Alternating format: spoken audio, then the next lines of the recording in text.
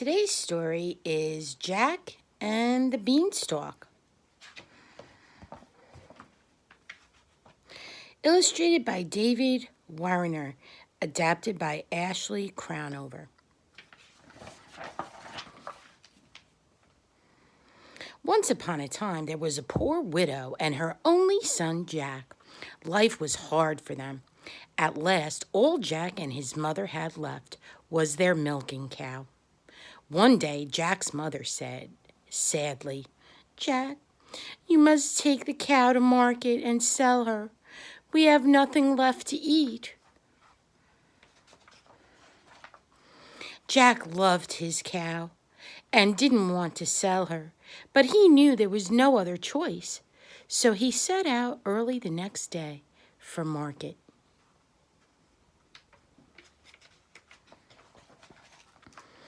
On the way, Jack met a strange old man who offered him 5 beautiful rainbow-colored beans in exchange for the cow.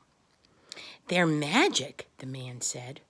Jack eagerly agreed to the trade. Jack ran home to show his mother the wonderful beans.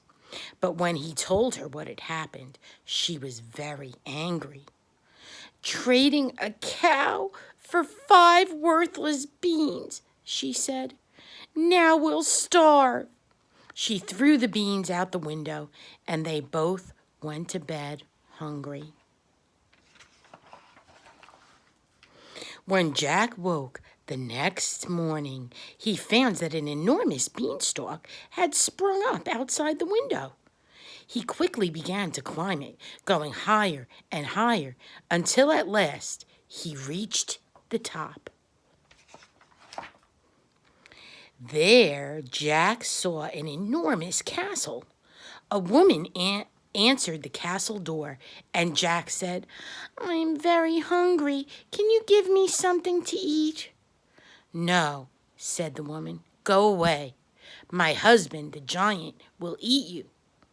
But Jack begged, and finally the giant's wife let him in. Just then they heard a loud thump, thump, thump. "He's coming," the woman cried. "Hide in the oven." Jack jumped into the oven.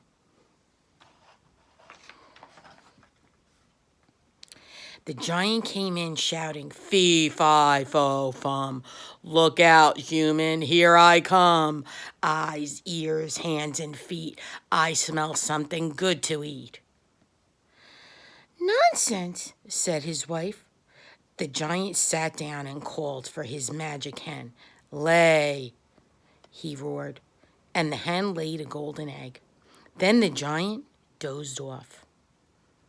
Jack crept out of the oven, snatched up the hen, and ran away as fast as he could.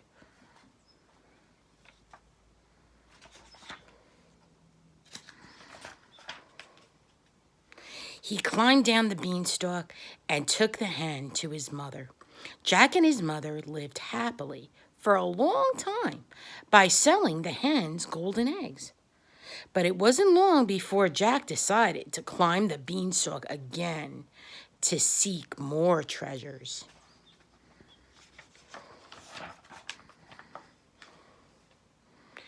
He returned to the castle and knocked on the big door. "No," said the giant's wife when she came to the door. "The last time I fed you, you stole my husband's hen." But Jack begged, and the giant's wife let him in. Just then they heard a loud thump, thump, thump. "Quick," said the giant's wife, "hide in this kettle."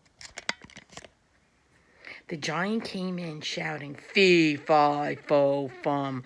Look out, human, here I come. Eyes, ears, hands, and feet.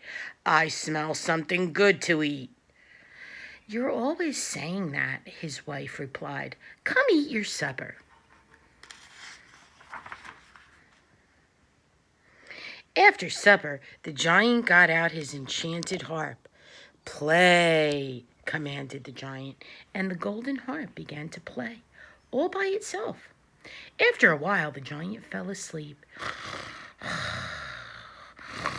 snoring loudly. Jack jumped out of the kettle and grabbed the harp. The harp cried out, "Master! Master!" The giant awoke and ran after Jack. Jack climbed down the beanstalk with the giant close behind him. As Jack neared the bottom, he cried, "Mother, bring the axe!" Jack jumped to the ground and took the axe from his mother. He struck the beanstalk as hard as he could.